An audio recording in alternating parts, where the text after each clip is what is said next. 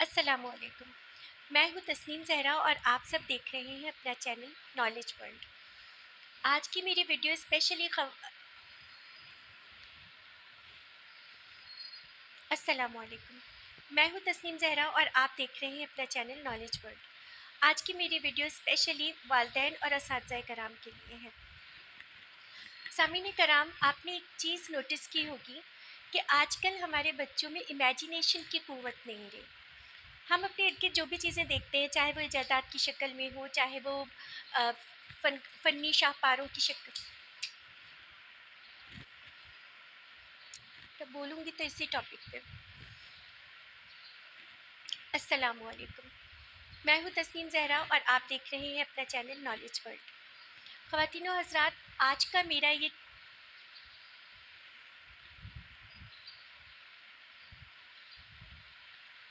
السلام علیکم۔ میں ہوں تسنیم زہرا اور آپ دیکھ رہے ہیں اپنا چینل نالج ورلڈ۔ خواتین و حضرات، آج میرے مخاطب والدین اور اساتذہ کرام ہیں۔ سامعین کرام، ہم اپنے ارد گرد جو بھی خاص چیزیں دیکھتے ہیں، چاہے وہ ایجادات کی شکل میں ہو، چاہے وہ ادب پاروں کی شکل میں ہو، چاہے وہ بہت اہم پینٹنگز کی شکل میں ہو، ان سب چیزوں کے پیچھے ایک ہی چیز، ایک ہی طاقت کار فرما ہوتی ہے، اور وہ ہوتی ہے امیجینیشن۔ ہر چیز پہلے ہمارا تخیل ہوتی ہے اور پھر وہ حقیقت کا روپ اختیار کرتی ہے۔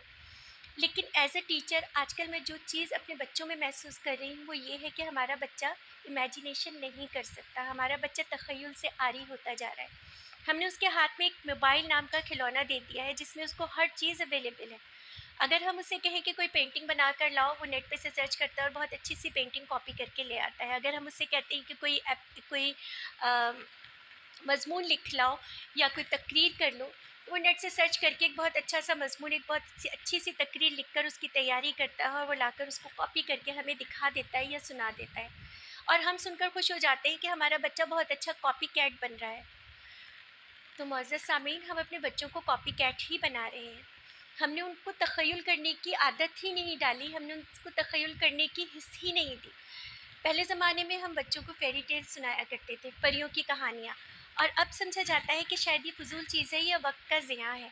ایون کچھ بچے جو سمجھدار ہو جاتے ہیں، اگر ہم انہیں کہانی سنانے لگتے ہیں تو وہ کہتے ہیں کہ ہم کیا چھوٹے بچے ہیں کہ آپ ہمیں پریوں کی کہانیاں سنا رہے ہیں؟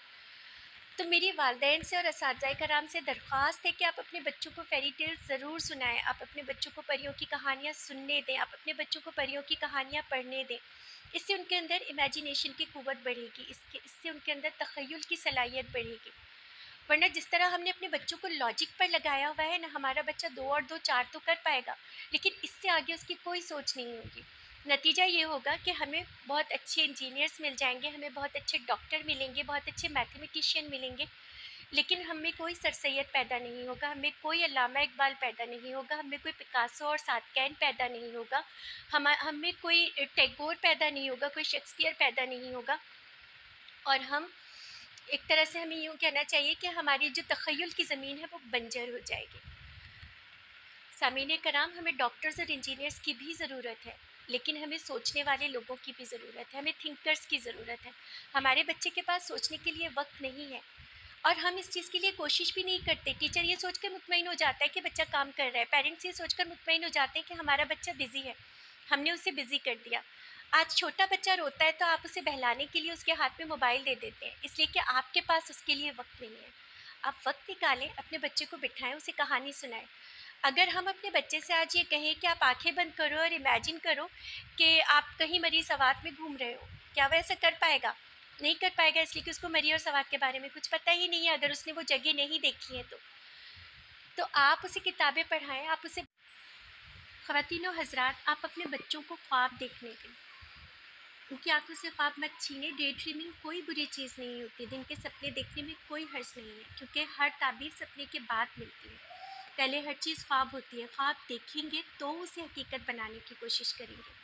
میری بات پر غور ضرور کیجیے گا۔ اللہ حافظ۔